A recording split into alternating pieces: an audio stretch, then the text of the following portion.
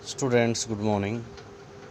11th class unit 2 में आज topic रहेगा Planck's quantum theory of radiation. Radiation जिसको हम एनर्जी भी कहते हैं। सबसे पहले इसमें समझेंगे कंडक्शन क्या होता है। देखिए, एनर्जी मूव करती है कंडक्शन के फॉर्म में, कन्वेक्शन के फॉर्म में, रेडिएशन के फॉर्म में। जब एनर्जी कंडक्शन के फॉर्म में मूव करती है तो जैसे आयरन रॉड होती है, लोहे की एक रॉड होती है, कंडक्शन सॉलिड्स में होता है।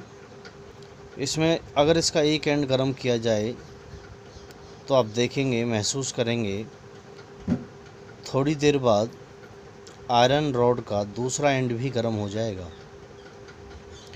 इसमें एनर्जी मूव करती है लेकिन पार्टिकल साथ साथ मूव नहीं करते। कन्वेक्शन ये लिक्विड्स और गैसेज में होता है। इसमें जैसे हम किसी बर्तन में पानी को गर्म करते हैं, नीचे से उसको गर्म किया जाता है तो नीचे के पार्टिकल गर्म होकर एनर्जी और पार्टिकल दोनों एक साथ मूव करते हैं। इसमें कंडक्शन में सिर्फ एनर्जी मूव करती है, पार्टिकल मूव नहीं करते। वो पार्टिकल जो सॉलिड को बनाते हैं वो मूव नहीं करते। कन्वेक्शन में ऐसा नहीं है। कन्वेक्शन में एनर्जी और पार्टिकल दोनों मूव करेंगे। वो पार्टिकल जो लिक्विड और गैसेस को बना रहे हैं वो भी मूव करेंगे। तो नीचे से पानी गर्म होके ऊपर की तरफ जाएगा और ऊपर का ठंडा पानी नीचे की तरफ आएगा। ऐसे सारा पानी गर्म हो जाएगा। दूसरी तरफ गैसेज में भी ऐसा ही है। जैसे हवा में नीचे से हवा गर्म होके ऊपर की तरफ जाएगी और ऊपर की जो ठंडी हवा है वो नीचे की तरफ आ जाएगी। ऐसे हवा भी सारी गर्म हो जाती है। वो कन्वेक्शन का एग्जाम्पल है। रेडिएशन, इसमें किसी मीडियम की ज़रूरत नहीं पड़ती है। जैसे सूर्य से आने वाली लाइट, उसे किसी मीडियम की ज़रूरत नहीं है। इलेक्ट्रोमैग्नेटिक वेव्स, रेडिएशन क्या है? ये इलेक्ट्रोमैग्नेटिक वेव्स है। जैसे बल्ब से निकलने वाली एनर्जी, वो भी रेडिएशन है। सन रेज, एक्स रेज, ये सभी क्या हैं? रेडिएशंस हैं।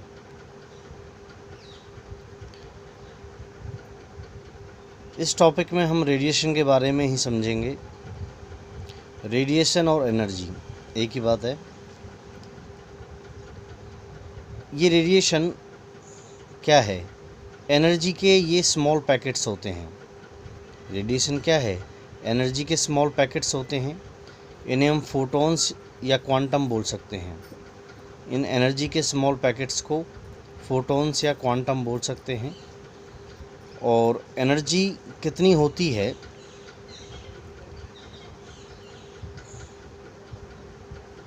कितनी एनर्जी ये होती है, इसे कैलकुलेट करने के लिए फॉर्मूला रहेगा =h न्यू। h यहाँ पे प्लांक्स कांस्टेंट है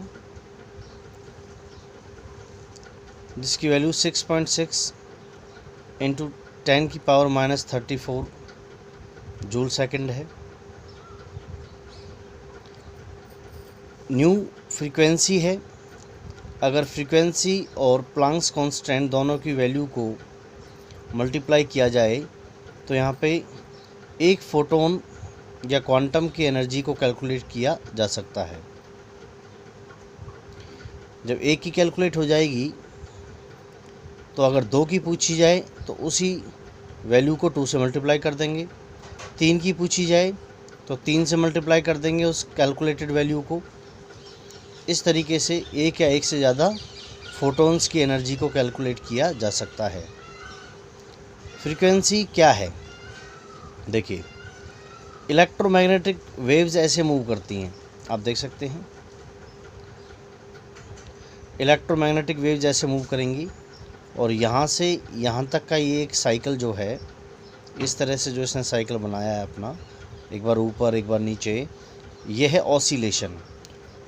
ये ऑसिलेशन जो पर सेकंड हो रहा है इसी को फ्रीक्वेंसी कहते हैं।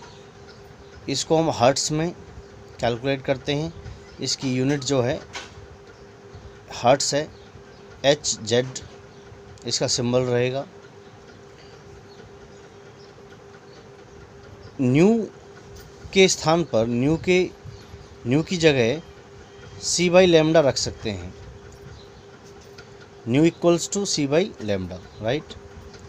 तो यहाँ पे C क्या है, वेलोसिटी ऑफ लाइट, जिसकी वैल्यू होती है 3 × 10⁸ metre per second, velocity of light.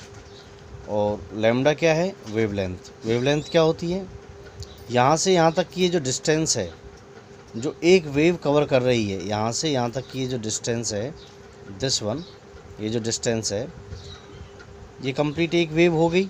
इसने जो डिस्टेंस ट्रेवल की है यही है wavelength. Distance travel by one wave क्या है, लैम्डा है, वेवलेंथ है।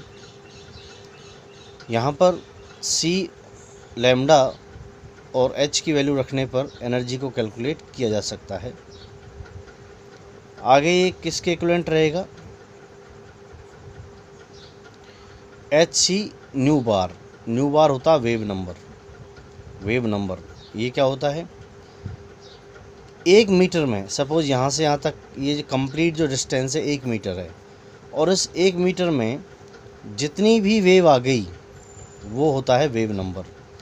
सपोज 1 2 3 4 4.5 या 3.5, ये यहाँ से यहाँ तक एक वेव बनी, फिर यहाँ से यहाँ तक दूसरी वेव, यहाँ से यहाँ तक तीसरी वेव, इस तरीके से फोर्थ।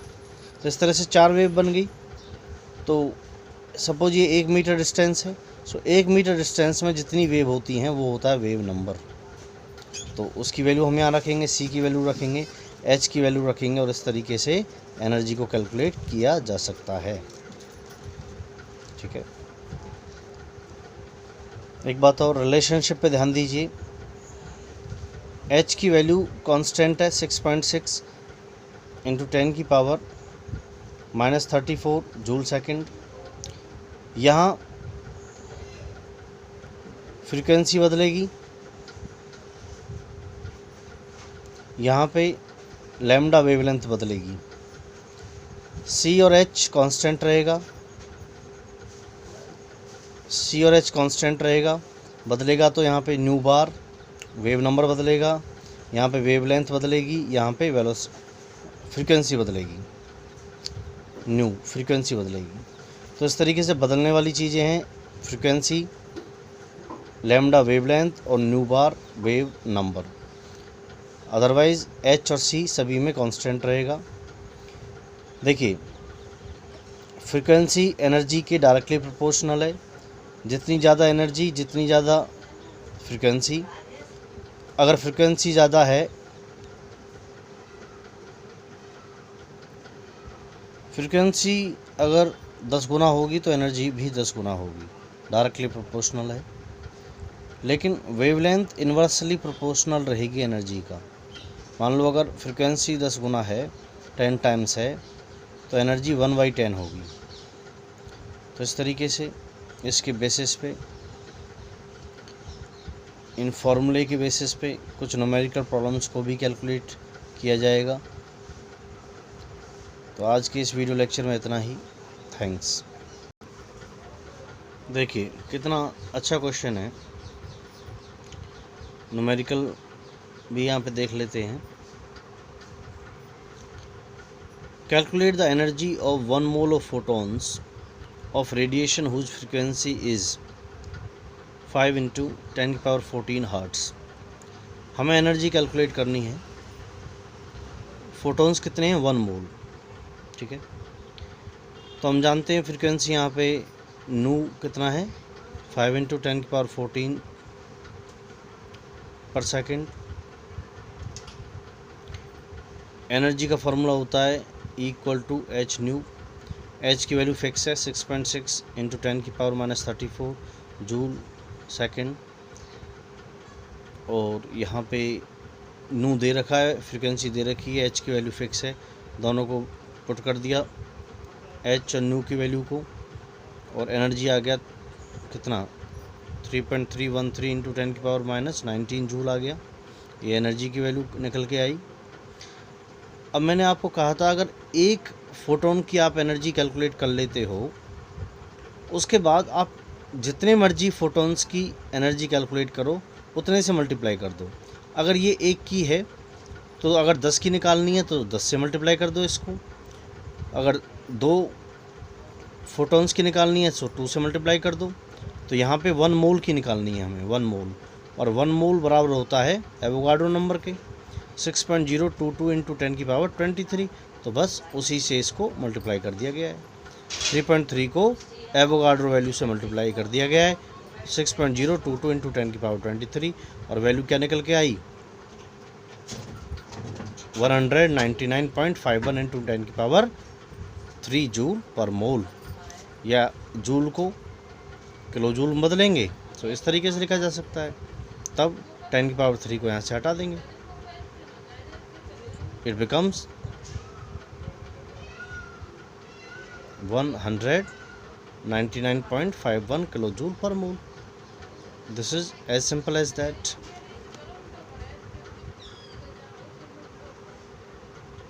सो स्टूडेंट्स, इस तरीके से आप दूसरे न्यूमेरिकल प्रॉब्लम भी कर सकते हैं। थैंक्स।